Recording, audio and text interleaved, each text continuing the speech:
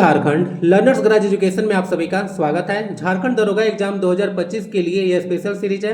इस सीरीज में आज जनरल स्टडीज यानी कि सामान्य अध्ययन का सेट नंबर 5 को डिस्कस करने वाला हूं। इस सेट्स में जितने भी क्वेश्चन दिए जा रहे हैं वह सब झारखंड एसआई 2017 के प्रीवियस ईयर क्वेश्चन है। वीडियो आपको रात को 8:11 पर प्रीमियर लाइव मिल जाता है, नहीं तो बाद में भी आप लोग देख सकते हैं। देखिए यहाँ पे नोटिफिकेशन दरोगा का तो मई में ही आने वाला था, बट अभी तक नोटिफिकेशन का कुछ आता पता नहीं है। पता नहीं कब नोटिफिकेशन देंगे, कब एग्जाम का डेट आएगा, कब एग्जाम लेंगे, कब रिजल्ट आएगा और कब जो है जाकर ज्वाइनिंग होगा, तो कुछ भी आता पता नहीं चलता है झारखंड में। तो झारखंड के अगर आप लोग स्टूडेंट्स हैं तो यहाँ के एग्जाम के साथ साथ अदर एग्जाम्स पे भी फोकस जरूर कीजिएगा, एसएससी, रेलवेज या फिर अदर एग्जाम्स का, नहीं तो यहाँ पे बुढ़े हो जाइएगा। देख लीजिए जेएसएससी सीजीएल 2016 से लटका हुआ है और बहुत सारा एग्जाम्स के बारे में आपको पता ही होगा। तो यहाँ के स्टूडेंट्स अगर आप लोग हैं तो एक बैकअप प्लान लेकर आप लोग जरूर चलिएगा, मेरा कहने का तात्पर्य यह है। बाकी पीडीएफ इसका टेलीग्राम पर आपको अवेलेबल रहेगा लेक्चर का, तो वहाँ से जाकर डाउनलोड कर लीजिएगा।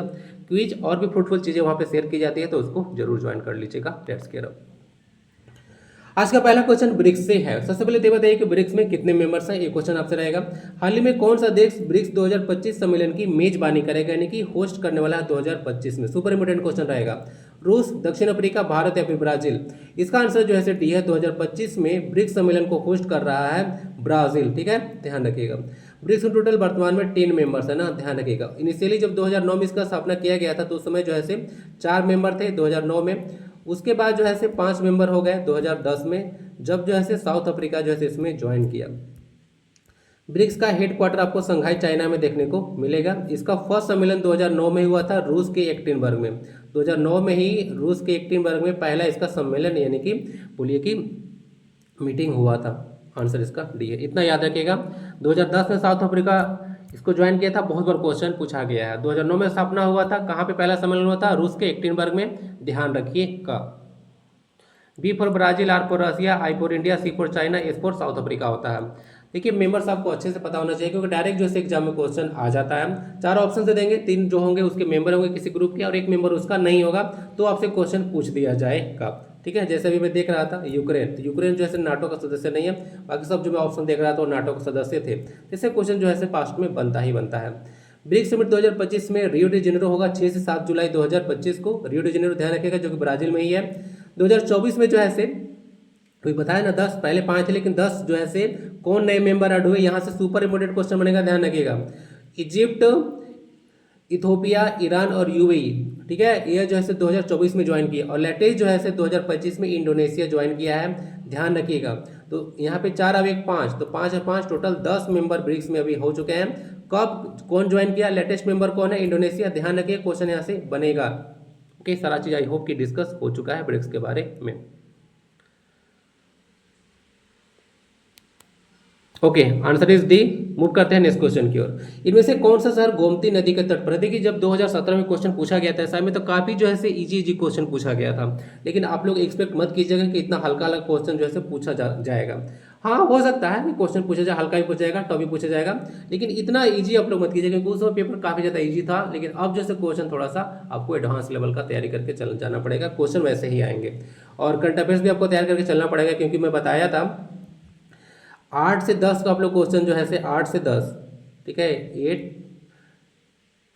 8 टू कर लीजिए, 8 to 12 क्वेश्चन सब से आपका करंट अफेयर्स रहेगा ही रहेगा। और बुक्स भी पूछा जाएगा तो हो सकता है करंट अफेयर्स का ही हो, क्योंकि जो आप लोग पारंपरिक बुक पढ़ते हैं वो सब जो है नहीं आएगा। ठीक है ना, जो बार बार आप लोग पढ़ चुके होते हैं। नासिक, इलाहाबाद, दिल्ली या फिर लखनऊ। तो लखनऊ सिटी जो है, जो कि उत्तर प्रदेश का कैपिटल भी है, वो जैसे गोमती नदी के तट पर है, तो कैपिटल है लखनऊ, ध्यान रखिएगा। लेकिन यूपी का जो है हाईकोर्ट जो है इलाहाबाद में है, लखनऊ में नहीं। नॉर्मली आपको देखने को मिलेगा कैपिटल सिटी में हाईकोर्ट होता है। कुछ इंपोर्टेंट देख लीजिएगा सिटीज है, रिवर बैंक्स है। दिल्ली देख लीजिएगा जो कि कैपिटल है, यमुना नदी किनारे। मुंबई देख लीजिएगा, बे ऑफ बंगाल, नदी नहीं है यार, बे ऑफ बंगाल के तट पर है। हैदराबाद मूसी नदी के तट पर है। कोलकाता हुगली नदी के तट पर है। प्रयागराज जो है संगम है, गंगा जमुना सरस्वती के तट पर। नासिक जो है गोदावरी रिवर के तट पर है। उसके बाद गांधीनगर साबरमती के तट पर देखने को मिलेगा। पणजी मांडवी नदी के तट पर है। रांची जो है स्वर्णरेखा नदी के तट पर है। कानपुर में गंगा देखने को मिलेगा, लखनऊ में गोमती है। अयोध्या सरयू इंपोर्टेंट है, ध्यान रखिएगा। वाराणसी में गंगा है, गंगा घाट, दसम घाट यहीं पे है। पटना भी गंगा नदी के तट पर है। अहमदाबाद साबरमती आश्रम साबरमती नदी के तट पर है। आगरा जो है जिसके स्थापना सिकंदर नदी की थी, यमुना नदी के तट पर है। आगरा का लाल किला घूमने जाते होंगे तो पता होगा। देखने को मिला होगा। भुवनेश्वर जो है से महानदी के तट पर है। सूरत जो है से तापी नदी के तट पर है। मदुरई देख लीजिएगा वैगई नदी के तट पर है। गुवाहाटी ब्रह्मपुत्र नदी के तट पर है। कोटा चंबल नदी के तट पर है। जम्मू जो है से तवी नदी के तट पर है, जम्मू तवी है ना। श्रीनगर जो है से झेलम नदी के तट पर है। मथुरा यमुना के तट पर है। और गया जो है से फल्गु नदी के है, जिसको निरंजना नदी के नाम से भी जानते हैं। अंतर सलीला पढ़े होंगे आप लोग झारखंड जीके में। ये सब हो चुका है, देख लीजिएगा इजी क्वेश्चन है ये सब तो पता होगा आपको। स्वच्छ भारत स्वच्छ विद्यालय अभियान किसके द्वारा लॉन्च किया गया था? प्रकाश जावड़ेकर, अरुण जेटली, स्मृति ईरानी या फिर द्रौपदी मुर्मू? आंसर जो है इसका सी है। स्मृति ईरानी जी के द्वारा जो है से यह अभियान को लॉन्च किया गया था। अभी नहीं है, बाबा आदम के जमाने का टाइम का है, 2014 का है।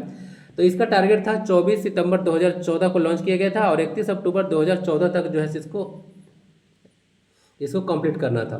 मिनिस्ट्री जो रिस्पॉन्सिबल था इसको लॉन्च किया गया था, वो एचआरडी मिनिस्टर था, ह्यूमन रिसोर्स डेवलपमेंट मिनिस्ट्री के द्वारा। और जो है से स्मृति ईरानी जो है से उस समय लॉन्च किए थे इसको, ठीक है, ध्यान रखिएगा। बाकी 2 अक्टूबर 2014 को स्वच्छ भारत मिशन लॉन्च किया गया था, उसको 5 साल में यानी कि 2 अक्टूबर 2019 तक उसको कंप्लीट करना था। पहला जो स्टेट बना था ODF state, open defecation free, वह था सिक्किम, ध्यान रखिएगा। आंसर इसका सी है, स्मृति ईरानी। स्मृति जुबिन ईरानी इनका मिडिल नेम है, जुबिन, ध्यान रखिएगा। Acoustics is the study of, English में ही डाल दिया हूँ। एकॉस्टिक जो है किसका स्टडी है? डायरेक्ट जैसे इसे क्वेश्चन बनता है, लाइट, केमिकल, इलेक्ट्रॉनिक्स या फिर साउंड। तो आंसर इसका डी है, साउंड का स्टडीज को हम लोग एकॉस्टिक्स बोलते हैं, ध्वनिकी। लाइट का जो है से स्टडी होता है, आगे होगा ना, ऑप्टिक्स बोलते हैं उसको। स्टडी ऑफ लाइट को हम लोग ऑप्टिक्स बोलेंगे, स्टडी ऑफ साउंड को एकॉस्टिक्स बोलिएगा। ध्वनिकी इसको प्रकाशिकी। उसके बाद स्टडी ऑफ सॉइल को पेडोलॉजी बोला जाता है। स्टडी ऑफ रॉक्स को पेट्रोलॉजी बोलिएगा। स्टडी ऑफ रिलीजन को थियोलॉजी बोलिएगा। स्टडी ऑफ लैंग्वेज को फिलोलॉजी बोला जाता है और स्टडी ऑफ हैंडराइटिंग को ग्राफोलॉजी बोला जाता है। ये सब कुछ ध्यान रखिएगा, important some of the studies हैं। ये सब बोर्ड सब्जेक्शन में आपसे पूछा जाता है। एकॉस्टिक्स का स्पेलिंग आप लोग देख लीजिएगा, यही सही है, कहीं भी डबल सी नहीं है। क्वेश्चन जो है से बनता है, ठीक है, करेक्ट या इनकरेक्ट वर्ड में।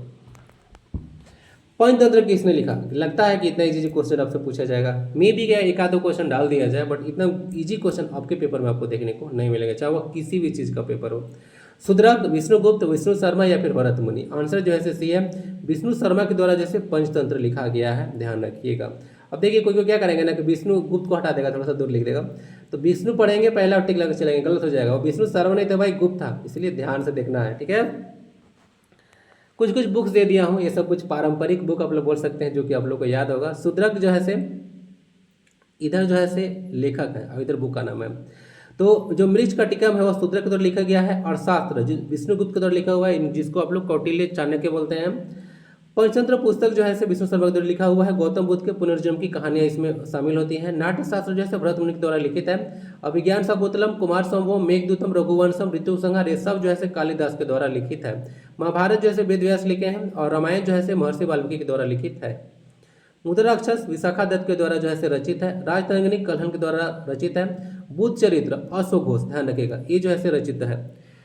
यह कनिष्क के दरबार में थे ना, ध्यान रखिएगा।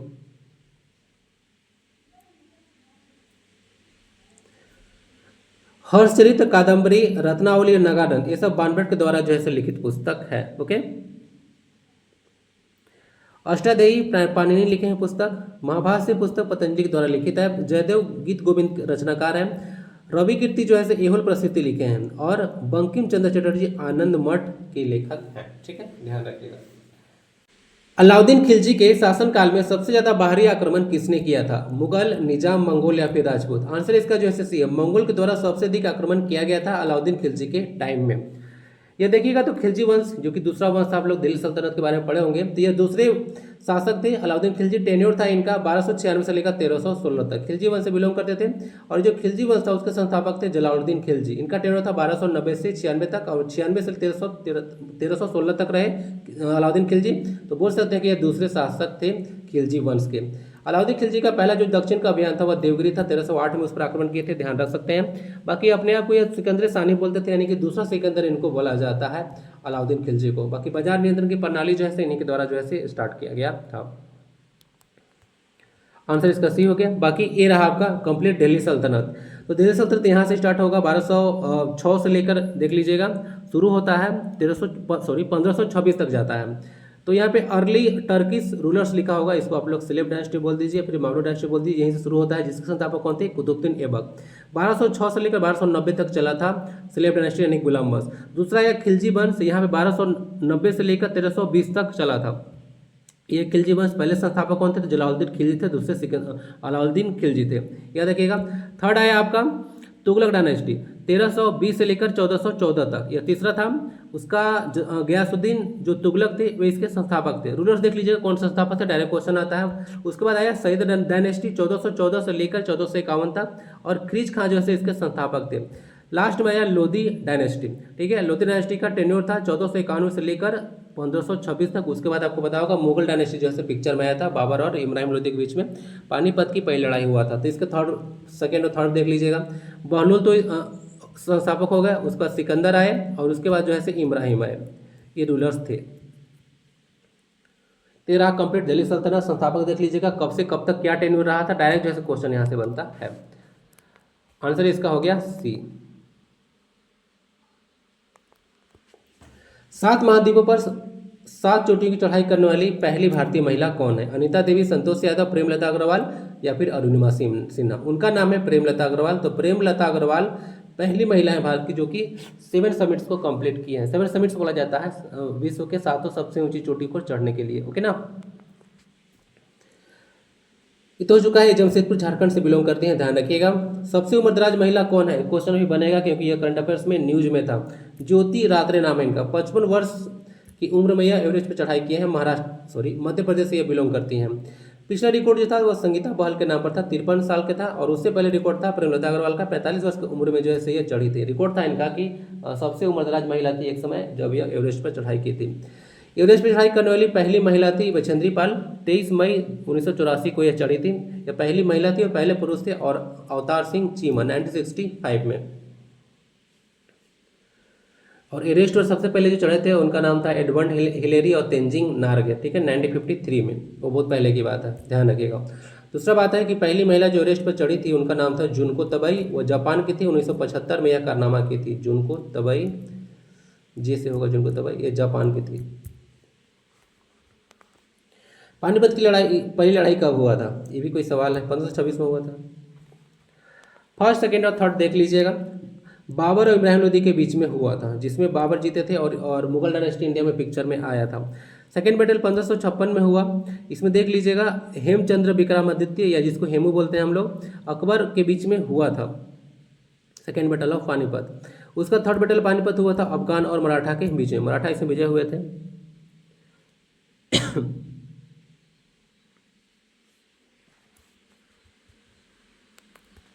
ये तो काफी इजी क्वेश्चन था।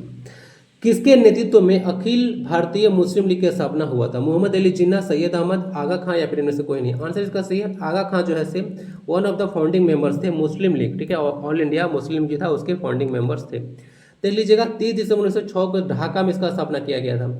ऐसे क्वेश्चन डायरेक्ट बनेगा। डायरेक्ट जो है से क्वेश्चन अब नहीं आता है कि किस संस्थापक कौन है, पूछेगा कहाँ स्थापना हुआ था, कब हुआ था, वो भी 1906 नहीं देगा, डेट डाल देगा 30 दिसंबर, 31 दिसंबर, ठीक है, 32 दिसंबर। इस तरह से 4 ऑप्शन जैसे आपको डालकर दे दिया जाएगा। उसके बाद आप लोग बताते रहिएगा, ओके ना, इसीलिए डिटेल में आपको पढ़ना जरूरी है। संस्थापक देख लीजिएगा आगा खां है, सलीमुल्लाह खां है, मौलाना मोहम्मद अली थे और मौलाना जफर अली, ये सब जो है से कुछ फाउंडिंग मेंबर्स थे।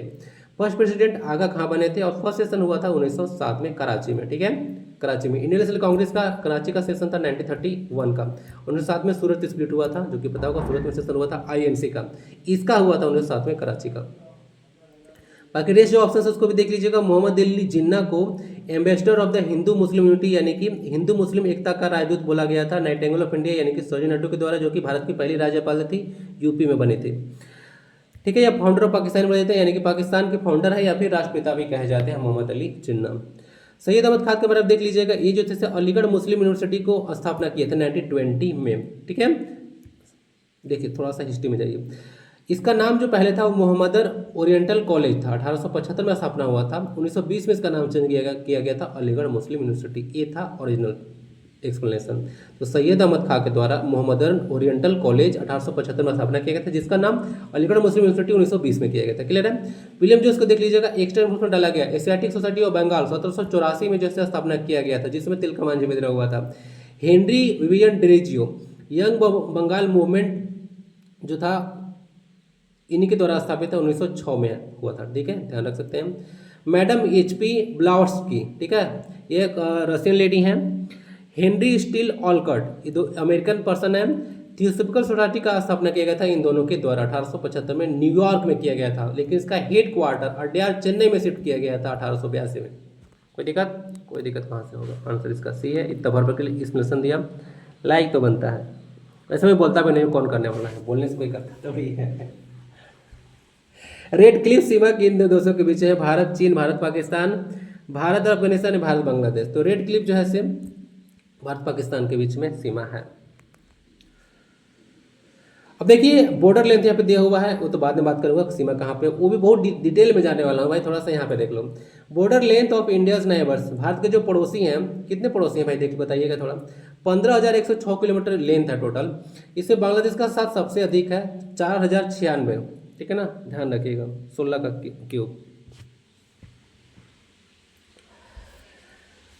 वेस्ट बंगाल, आसाम, मेघालय, त्रिपुरा और मिजोरम, ये 5 ऐसे स्टेट्स हैं जो कि बांग्लादेश के साथ बाउंड्री शेयर करते हैं। क्वेश्चन डायरेक्ट बनता है। चाइना के साथ लद्दाख, हिमाचल प्रदेश, उत्तराखंड, सिक्किम और अरुणाचल प्रदेश, ठीक है, ये सब जो है से बॉर्डर शेयर करते हैं। पाकिस्तान के साथ जम्मू एंड कश्मीर, पंजाब, राजस्थान और गुजरात, ये सब जो है से बॉर्डर शेयर करते हैं।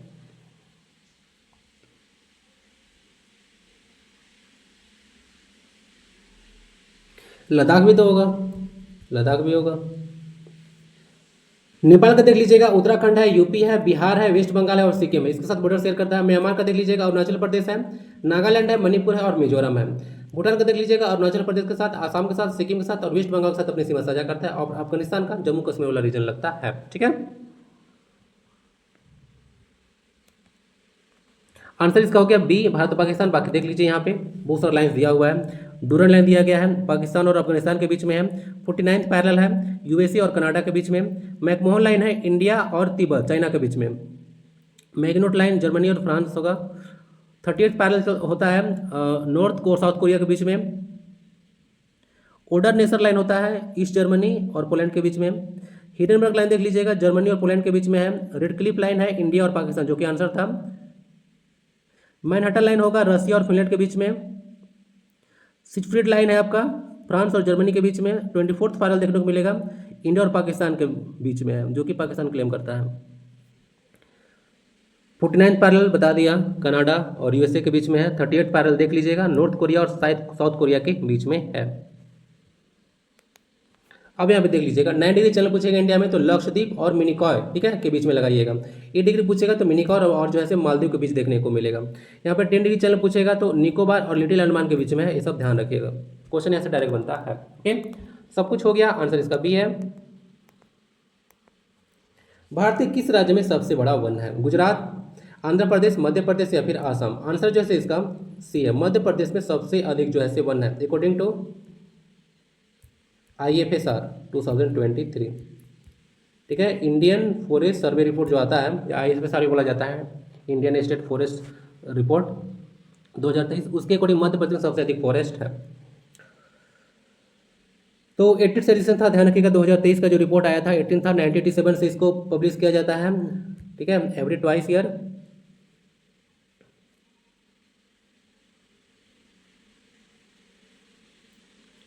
और यहाँ पे जितना भी जोग्राफिकल एरिया है उसका 25.15% पर जो है फॉरेस्ट भारत में है। और इसका एरिया याद रखिएगा, यहाँ पे लिखा हुआ है 8,27,356.95, ठीक है, स्क्वायर किलोमीटर। ये डेटा आपसे डायरेक्ट पूछा जा सकता है एग्जाम में, ओके ना।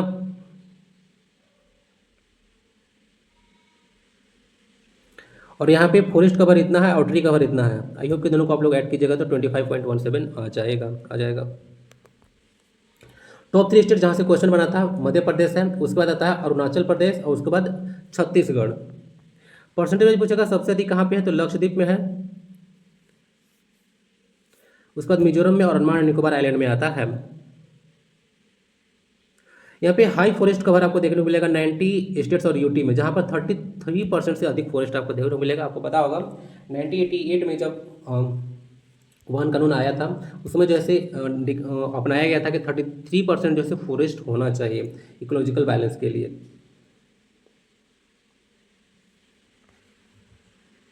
और क्या है, यहाँ पे बात कर रहा था फॉरेस्ट रिसर्च इंस्टीट्यूट के बारे में, इसको याद रखिएगा। इसके जो आर्किटेक्ट थे ब्रिटिश पर्सन थे, CG ब्लोमफील्ड नाम था इनका।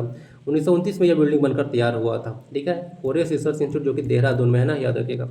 इंपॉर्टेंट क्वेश्चन था, पास्ट में क्वेश्चन को पूछा चुका है इसीलिए डाल दिया गया, सारा चीज़ आप लोग देख लीजिएगा। हरियाणा में सबसे कम फॉरेस्ट है, याद रखिएगा। हरियाणा में सबसे कम वन है, सबसे अधिक मध्य प्रदेश में है। संविधान में भारतीय भाषा की आधिकारिक भाषा के रूप में कितनी भाषाओं को मान्यता प्राप्त है? 24, 11, 14 या फिर 22? तो आंसर जो है यहाँ पे 22 है। अगर इनिशियली पूछेगा तो इसका आंसर आप लोग 14 लगाइए का। 2003 से पहले, अगर अच्छे क्वेश्चन को थोड़ा सा मॉडिफाई करके बोलता कि 2003 से पहले संविधान में कितनी भाषा था, ठीक है, 8वां अनुसूची में, तो क्या बोलते हैं? तो उस समय जो है 18 भाषा था 2003 में। देख लीजिएगा यहाँ पर टोटल 22 के 22 भाषा है। मैं डिस्कस क्या करूँगा, 1967 में इनिशियली जो है वो जो है 14 भाषा था, तो 1967 में 21st कॉन्स्टिट्यूशन अमेंडमेंट किया गया था, ध्यान सुनिएगा, उसमें सिंधी को ऐड किया गया। उसके बाद जो है 1992 में संविधान में 71वां संविधान संशोधन किया गया, उस समय मणिपुरी, कोंकणी और नेपाली को ऐड किया गया। उसके बाद आता है 2003 का टाइम, उस समय जो है 92वां संविधान संशोधन किया गया और 4 भाषा, बोडो, डोगरी, संथाली और मैथिली, जो कि संथाली झारखंड का है, ऐड किया गया। तो 14 इनिशियली था, यहाँ पे 1, 3, 4 और 4, 8, 14, 8, 22 होता है। यहाँ पे डाला भी हुआ है, देख लीजिएगा 22 की 22 भाषा। 22 भाषा में देख लीजिएगा नेपाली है लेकिन इंग्लिश नहीं है, ये बात आप लोग ध्यान रखिए। नेपाली है क्योंकि बताया था 1992 में इसको ऐड किया गया था 71वां संविधान संशोधन के द्वारा। Answer is D. देखिए यहाँ पे जब मैं बात कर रहा था भाषा के बारे में, तो कुछ और याद रखिएगा, क्लासिकल लैंग्वेज भी भारत में, जो कि पहला क्लासिकल लैंग्वेज जो है से तमिल है। 2004 में इसको 4 में इसको डिक्लेयर किया गया था। आप लोग को लगेगा कि संस्कृत है पहला पहला क्लासिकल लैंग्वेज, शास्त्रीय भाषा बोलते हैं। तो पहला जो है संस्कृत नहीं है, पहला तमिल था। संस्कृत को 2005 में दर्जा दिया गया। टोटल अभी देखिए यहाँ पे आप लोग देखिएगा, डेट थोड़ा सा देखिए, 2024, 1, 2, 3, 4, 5 नए भाषा को जो है से क्लासिकल लैंग्वेज का दर्जा दिया गया 2024 में। यहाँ से प्रबल संभावना है कि क्वेश्चन आपसे पूछा जाएगा, इसलिए इसको मैं डाला था। तो यहाँ पे देख लीजिएगा, मराठी है, बंगाली है, आसमीज है, प्राकृत है और पाली, ये सब 5 भाषा को 2024 में ऐड किया गया है। क्लासिकल लैंग्वेज के लिए क्राइटेरिया क्या होता है, थोड़ा सा आप लोग पढ़ लीजिएगा, मैं डिस्कस करूँगा तो ज़्यादा लॉन्ग हो जाएगा वीडियो। बद्रीनाथ जो कि लॉर्ड विष्णु को समर्पित एक मंदिर है, किस नदी के किनारे पर तट है? किस नदी के तट पर स्थित है मंदिर? गंगा, यमुना, अलकनंदा या फिर सरस्वती? आंसर इसका सही है, अलकनंदा के तट पर बद्रीनाथ जी का पवित्र धाम है। ओके, बद्रीनाथ ऐसे मूवी भी है, देखे होंगे, एक अल्लू अर्जुन का भी मूवी है बद्रीनाथ, ओके नाम, जिसमें जो एक्ट्रेस तमन्ना भाटिया रहती है उसका नाम अलकनंदा ही रहता है, ठीक है। केदारनाथ भी याद रखिएगा, मंदाकिनी रिवर के तट पर देखने को मिलेगा। केदारनाथ बद्रीनाथ दोनों हो गया। यमुनोत्री और गंगोत्री सबको मिला दीजिएगा तो 4 धाम बन जाएगा, जो कि उत्तराखंड का है। भारत का आप लोग बताइएगा, मैं तो बहुत बार बता चुका हूँ। ये रहा बद्रीनाथ, अलकनंदा नदी यहाँ से निकलती है, यह मेन स्ट्रीम है अलकनंदा रिवर का। उसके बाद पंचप्रयाग में आपको बहुत बार पढ़ाया था। धौली गंगा यहाँ पर देखिएगा विष्णु प्रयाग में मिलती है, अलकनंदा और मंदाकिनी। उसके बाद अलकनंदा और नंदाकिनी मिलती है नंद प्रयाग में। उसके बाद पिंडार गंगा अलकनंदा से मिलती है, ये कर्ण प्रयाग बनता है। उसके बाद रुद्रप्रयाग में मंदाकिनी और अलकनंदा मिलती है, और देवप्रयाग में भागीरथी और जो है से अलकनंदा मिलती है, और जाकर यहाँ पे मेन गंगा स्ट्रीम बनता है, ठीक है। ये सब ऑटो ट्रांसलेट किया गया था, इसीलिए कुछ टहलना दिख रहा होगा यहाँ पे, पता नहीं क्या दिख रहा है, गूगल ट्रांसलेट किया है टहलना, ये गंगा लिखा हुआ था। इधर टोटल पंचप्रयाग देख लीजिएगा आप लोग। राजस्थान का व्हाइट सिटी क्यों कहते हैं, किसे कहते हैं, क्यों कहते हैं, ये भी क्वेश्चन सही है। बिहार, जयपुर, उदयपुर या फिर जोधपुर? आंसर जो है इसका सही है, उदयपुर को व्हाइट सिटी कहते हैं ना। व्हाइट सिटी इसलिए कहते हैं क्योंकि यहाँ पे बहुत आपको महल देखने को मिलेगा जो कि व्हाइट मार्बल से बना हुआ है। जब लाइट पड़ता है तो यह सिटी काफ़ी चमकता है, इसलिए इसको व्हाइट सिटी बोलते हैं। पिंक सिटी जयपुर को बोलते हैं ना, ध्यान रख सकते हैं हम। White city the city of lakes या फिर Venice of the East, Udaipur को बोला जाता है। लार्जेस्ट इंडिया का पढ़ा रहा था यहाँ पे राजस्थान के बारे में, तो थोड़ा सा देख लीजिएगा। इंडिया का लार्जेस्ट इनलैंड साल्टी लेक पूछेगा तो सांबर लेक लगाइएगा, जो कि जयपुर में है। ऐसे फॉरेस्ट पूछेगा भारत में तो उलर लेक लगाइएगा, ओके नाम।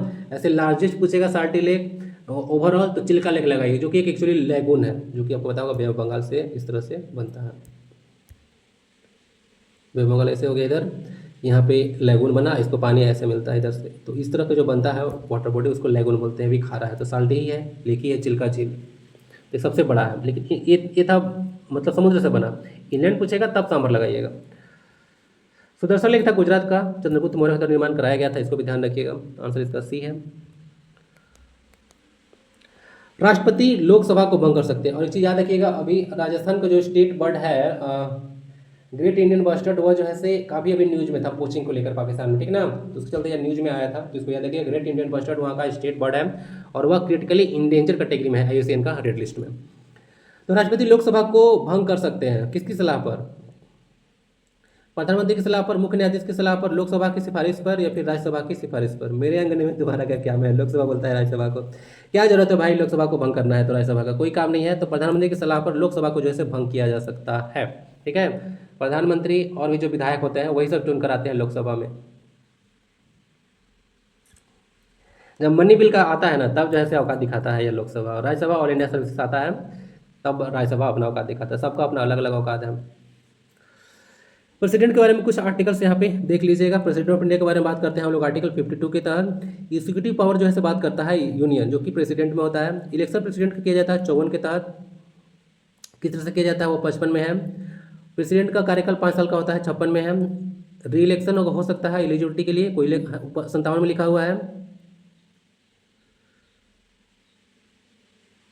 ओथ लिया जाता है 60 के तहत। इम्पीचमेंट 61 के तहत जो है किया जा सकता है। ये सब देख लीजिएगा। Which article empowers the president to dissolve the Lok Sabha at any time before its tenure. तो बोला जा रहा है कि ये लोकसभा को भंग कर सकते हैं जो कि समय से कंप्लीट नहीं हुआ है उससे पहले। किस अनुच्छेद के तहत? तो ये अनुच्छेद 85 के तहत किया जाता है, ठीक है। इसको आप लोग ध्यान रखिएगा, ओके। आंसर इसका ये है। Men's Asian hockey championship trophy 2024 का खिताब किसने जीता? देखिए एक क्वेश्चन जो है उसमें पूछा गया था, दूसरा क्वेश्चन पूछा गया 2017 में, इसको मैं अभी के पर्सपेक्टिव में डाल दिया हूँ। तो लास्ट ईयर जो है यह इवेंट हुआ था चीन, मलेशिया, भारत, पाकिस्तान, ओके। तो इसमें से जो जीता था वह था भारत। तो इस वाले इवेंट में याद रखिएगा, मेंस अगर एशियन हॉकी चैंपियनशिप 2024 पूछेगा तो मेन का भी जो है भारत जीता और फीमेल का भी जो है भारत ही जीता है। इस तरह से ध्यान रखिएगा। भारत 5 बार ये चैंपियनशिप जीत चुका है भारत, ओके। 2024 में चाइना को बीट किया गया था 1-0 से। वुमेन्स एशियन हॉकी चैंपियनशिप ये भी देख लीजिएगा, 2024 का खिताब भारत ने जीता था, चाइना को 1-0 से ही बीट किया गया था राजगीर में, ये बिहार में हुआ था, याद रखिएगा। उससे पहले 2023 में भारत ही जीता था। कहाँ हुआ था इवेंट? तो रांची में हुआ था, याद है आपको। अभी 24 वाला तो राजगीर में हुआ था। क्लियर है? भारत इसका आंसर है, याद रखिएगा। इसको कंटिन्यूअस क्वेश्चन है, डायरेक्ट क्वेश्चन पूछा जा सकता है। निम्न से कौन सार्क का सदस्य नहीं है? म्यांमार, भूटान, अफगानिस्तान या फिर मालदीव। यहाँ पे देख लीजिएगा, टोटल सार्क में 8 मेंबर्स हैं, 8 डाल दिया हूँ, और स्थापना इसका 1985 में किया गया था। हेडक्वार्टर इसका काठमांडू, नेपाल में देखने को मिलेगा। अफगानिस्तान, भूटान, मालदीव, पाकिस्तान, उसके बाद बांग्लादेश, इंडिया, नेपाल और श्रीलंका। तो वहाँ पे जो ऑप्शन था उसमें म्यांमार जो था वो आंसर होगा। म्यांमार जो है सार्क का मेंबर नहीं है। ये रहा सार्क, इसमें पाकिस्तान एक मेंबर देखने को मिल रहा होगा। तो इंडिया और पाकिस्तान के बीच में आपको पता है होगा कितना अच्छा दोस्ती है, उसी चलते ये जो है फंक्शन में नहीं रहता है। 1 रुपये के नोट पर किसका हस्ताक्षर होता है? इतना इजी क्वेश्चन नहीं पूछा जाएगा भाई। भारत के वित्त मंत्री, RBI गवर्नर, भारत के वित्त सचिव या फिर भारत केंद्रीय बैंक का प्रमुख। तो ये भारत के जो वित्त सचिव होते हैं, फाइनेंस सेक्रेटरी, उसका हस्ताक्षर होता है 1 रुपये के नोट पर, ओके। बाकी पर आप लोग RBI गवर्नर का देखने को मिलेगा नोट्स पर, क्योंकि बाकी नोट जो है RBI इशू करती है, ठीक है, 1 रुपये के नोट को छोड़कर। क्लियर है? ये बात को आप लोग ध्यान रखिएगा। RBI की स्थापना 1935 में किया गया था। राष्ट्रीयकरण इसका 1949 में किया गया था, जिसमें CD देशमुख इसके गवर्नर थे, उसी समय इसका राष्ट्रीयकरण किया गया था, ध्यान रखिएगा।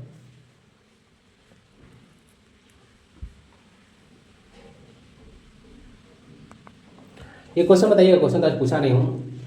RBI की जो स्थापना किया गया था उसमें कौन सा कमीशन था, ठीक है, कौन सा कमीशन के रिकमेंडेशन पर RBI की स्थापना किया गया था? ये तो हो गया। 1 रुपये का नोट जो होता है उस पर फाइनेंस सेक्रेटरी का हस्ताक्षर होता है। बाकी जो नोट्स होता है 1 रुपये को छोड़कर वह RBI के गवर्नर्स का साइन देखने को मिलेगा। RBI इसको इशू करती है। भारत में जो इतना भी कॉइन्स हम लोग देखते हैं वो भारत सरकार के पास अथॉरिटी होता है कि वो उसको इशू कर सकता है। हाल ही में भारतीय मूल के मोहम्मद इरफान अली किस देश के राष्ट्रपति बने हैं? चीन, तुर्की, गुयाना या फिर मॉरिशस। आंसर जो है इसका सी है। गुयाना के जो है यह राष्ट्रपति बने हैं। बाकी ऋषि सुनक भी अभी नहीं है। अब ब्रिटेन के प्रधानमंत्री थे फॉर्मर, यहाँ पे डाला हुआ है, डाल दिया गया है। चंद्रिका प्रसाद संतोखी, यह सूरीनाम के वर्तमान राष्ट्रपति है, भारतीय मूल के हैं। नवीन रामगुलाम है मॉरिशस के प्रधानमंत्री, ये भी भारतीय मूल के हैं। आंसर इसका सही है गुयाना। अच्छा जी बताइएगा, गुयाना और फ्रेंच गुयाना नाम सुने होंगे आप लोग, इसमें क्या अंतर है? गुयाना और फ्रेंच गुयाना में क्या अंतर है? इनमें से कौन सी पुस्तक चेतन भगत ने नहीं लिखी है? One Indian girl, family life, half girlfriend, या फिर मेकिंग इंडिया ऑसम? आंसर जो है इसका बी है। जो फैमिली लाइफ है ये इनके द्वारा पुस्तक लिखित नहीं है। नाम है उनका अखिल शर्मा के द्वारा लिखित पुस्तक है फैमिली लाइफ। खुशवंत सिंह का कुछ बुक्स देख लीजिएगा, डालने के लिए तो बहुत सारी चीज डाला जा सकता था, बट यहाँ पे 1% का डाल दिया हूँ। Truth, love and a little malice, ये ऑटोबायोग्राफी है इनका। दिल्ली या novel, train to Pakistan, the company of women, ये सब बुक्स जो है खुशवंत सिंह के द्वारा लिखित है। Autobiography love, truth, love and little malice इनका ऑटोबायोग्राफी है, क्वेश्चन डायरेक्ट जो है बन सकता है। ट्रेन टू पाकिस्तान काफी फेमस है, बहुत बार एग्जाम में रिपीट हुआ है ये वेरियस एग्जाम्स में। यूएन के वर्तमान महासचिव किस देश से हैं? दक्षिण कोरिया, फ्रांस, पुर्तगाल या फिर बेल्जियम? आंसर जो है इसका सी है, पुर्तगाल, जहाँ का रोनाल्डो है ना वहीं से सचिव आते हैं। नाम उनका क्या है? यूनाइटेड नेशंस के महासचिव एंटोनियो गुटरस ना, पुर्तगाल के हैं। या नौवे जो है से महासचिव हैं, नौवे महासचिव हैं। उनसे पहले बान की मून थे, का की मून, बान की मून 8वें थे, वो थे दक्षिण कोरिया के, साउथ कोरिया। पहले थे त्रिगवेली, नाम था त्रिगवेली, वो नॉर्वे के थे, NORWAY, नॉर्वे। ठीक है, याद रहेगा, सब चीज़ रखना ही पड़ेगा। अब देखिए यूएन से रिलेटेड अगर डिटेल वीडियो चाहिए होगा तो शायद कमेंट बॉक्स में आपको मिल जाए, डिस्क्रिप्शन बॉक्स में मिल जाएगा वीडियो का लिंक, उसको देख लीजिएगा। यूनाइटेड नेशंस के चार्टर्स में देख लीजिएगा तो 10,000 शब्द हैं, 111 धाराएं हैं और 19 इसमें अध्याय देखने को मिलेगा। और संयुक्त राष्ट्र की जो कार्यपालिका होता है उसका हम लोग सुरक्षा परिषद बोलते हैं, जिसको सिक्योरिटी काउंसिल बोला जाता है। इसके जो मुख्य प्रशासनिक अधिकारी होता है वो महासचिव होता है, यही मुझे बताना था, जो कि सेक्रेटरी जनरल होता है महासचिव। ये क्वेश्चन आपसे पूछा जाता है। महासचिव का कार्यकाल नॉर्मली ऐसे 5 वर्ष देखने को मिलेगा। ओके, अनुच्छेद 97 में क्वेश्चन साथ पूछा गया था किसी एग्जाम में कि महासचिव का जो कार्यकाल 5 वर्ष होता है वह किस अनुच्छेद में है? तो 97 अनुच्छेद में है। भारत संयुक्त राष्ट्र का सदस्य कब बना था? तो 1945 में ही बन गया था, जिस समय स्थापना हुआ था उसी समय। और जुड़ा था हम लोग 30 अक्टूबर को, ऐसे 24 अक्टूबर को यूनाइटेड नेशंस की स्थापना हुआ था 1945 में। सदस्य कितने होते हैं? तो 15 होते हैं, आपको पता होगा। अस्थायी 5 होते हैं और 10 ऐसे अस्थायी होते हैं। अस्थायी सदस्य कौन कौन है? तो ये बताया था, यूके, यूएस, रूस, चीन, फ्रांस, मुझे ऐसे याद रहता है। अस्थायी सदस्य जो होते हैं उनका कार्यकाल जो होता है वो 2 वर्ष के लिए होता है। वीटो का अधिकार जो परमानेंट मेंबर्स होते हैं P5 उन्हीं के पास होता है। लाइब्रेरी इसका जो है हैमर्सहोल्ड लाइब्रेरी के नाम से जाना जाता है, जो कि यूएनओ का है। मुख्यालय न्यूयॉर्क USA में देखने को मिलेगा। इसके अंग ऑर्गन्स पूछेगा, मेंबर्स नहीं, ऑर्गन्स पूछेगा तो 6 लगाइएगा। महासभा है, सुरक्षा परिषद है, आर्थिक और सामाजिक परिषद है, जिसको आप लोग इकोनॉमिक एंड सोशल काउंसिल बोलते हैं, इसी एसओ से। उसका सचिवालय देखने को मिलेगा, अंतर्राष्ट्रीय न्यायालय देखने को मिलेगा और न्यासी परिषद। टोटल 6 ऑर्गन्स है। ऑफिशियल लैंग्वेज ध्यान रखिएगा, यहाँ पे 5 है। अंग्रेजी, फ्रेंच 6 है, सॉरी, अंग्रेजी, फ्रेंच, चाइनीज, रूसी, अरबी और स्पेनिश। टोटल 6 जो है यहाँ पे ऑफिशियल लैंग्वेज देखने को मिलेगा, 5 तो मेंबर्स से। संयुक्त राष्ट्र का जो लोगो है उसमें जैतून की शाखा देखने को मिलेगा, उसका जाकर लोगो देखिएगा, उसमें जैतून की शाखा देखने को मिलेगा। इसका चार्टर 26 जून 1945 को स्वीकार किया गया था। ओके, 51 राष्ट्रों के द्वारा। तो आज की क्लास में इतना ही। बाकी जो क्वेश्चन और भी थे यहाँ पर, टोटल कितने क्वेश्चन लिए गए? 21 ही था। हाँ, कुछ क्वेश्चन जो हो सकता है कि जिसके एक्सप्लेनेशन में मर्ज कर दिया होगा, या फिर क्वेश्चन बहुत ही ईजी होंगे, ठीक है, जिसको पढ़ाने में मतलब क्या है, कुछ भी नहीं था उसमें, इसीलिए उसको छोड़ दिया गया। टोटल 30 क्वेश्चन पूछा जाएगा जीएस से। बाकी मिलते हैं फिर अगले क्लास में। क्लास कैसा लगता है आप लोग बता सकते हैं। ओके, PDF टेलीग्राम से डाउनलोड कर लीजिएगा। बाकी पढ़ाई को आप लोग अच्छे से करते चलिए। अभी तो आप लोग NTPC का एग्जाम चल रहा होगा, ठीक है, सबका डेट आ चुका है, आप लोग को एग्जाम चलेगा, तो अच्छे से दीजिए आप लोग, प्रिपरेशन अच्छे से करके चलिए। मेरे से जहाँ पर फोकस करके आपको चलना ही होगा, जिस तरह से सिचुएशन है। खासकर झारखंड के बारे में बोलता हूँ, ऐसे तो अगर SSC को पकड़ कर चलते हैं, जब पकड़ कर चलते हैं तो आपका हो जाएगा, 2-3 साल में लग जाएगा। 1-1.5 साल तैयारी करने में लग ही जाता है, ठीक है। बहुत कम स्टूडेंट्स होते हैं जिसका 1 से 1.5 साल में हो जाता है, ठीक है, थोड़ा टाइम टेकिंग रहता है। बाकी रेलवे का भी तो बहुत दिन के बाद नोटिफिकेशन आया था, वो भी जल्दी देता नहीं है। सिचुएशन थोड़ा सा खराब है गवर्नमेंट जॉब को, क्या कीजिएगा, लेकिन आप लोग तैयारी करते रहिए। मेरे से एग्जाम को फोकस करके चलिएगा तो आपका हो जाएगा, ठीक है। पैसेंस रखना है थोड़ा और रेगुलर रहना है। मिलते हैं अगले क्लास में। वंदे भारतम, जय हिंद।